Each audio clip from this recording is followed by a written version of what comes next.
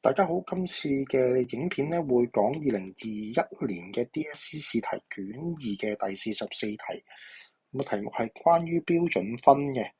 咁咧標準分嘅計法咧就寫咗喺呢度啦。咁佢嘅公式咧就會有 x 減，即係某一個數據啦，減翻個平均分，減完之後咧再除翻個標準差。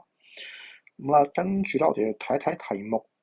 咁就話一次考試裏邊咧個平均嘅得分咧就係45分。個男仔咧就考嘅得分咧係25分，而佢嘅標準分係-5。而個女仔咧佢嘅標準分係7，佢考試嘅得分咧係幾多咧？咁就有4個選項俾大家揀。你見到我咧將題目嘅資料咧分咗做3隻顏色嘅，有一隻綠色係兩樣個男仔同女仔咧都要用到嘅，而藍色揀低咗咧就係男仔嘅得分同埋標準分。黃色咧就關於個女仔噶啦，咁男仔嘅資料咧係多啲啊，咁所以咧我哋會用藍色嗰句咧去開始計數咯。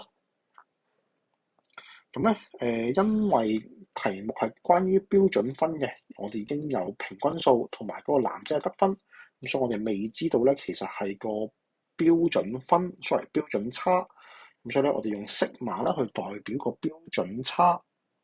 咁列咗用翻標準分嘅公式咧，列咗方程之後咧，就計翻呢嗰個標準差出嚟噶啦。咁將個色碼調去左手邊做乘數，咁-5，然之後等於-20啦。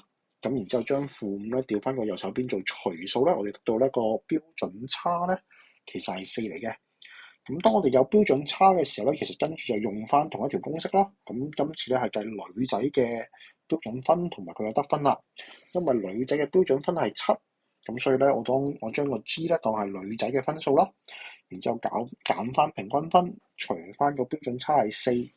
呢個方程咧亦都係唔難解啦。將4調過去左手邊做乘數，然之後減45咧就變成加45啦，寫喺左手邊。然之後你就計到個 G 啦，個女仔嘅得分咧係73分。咁呢個題目咧，我哋就會揀 C 做答案啦。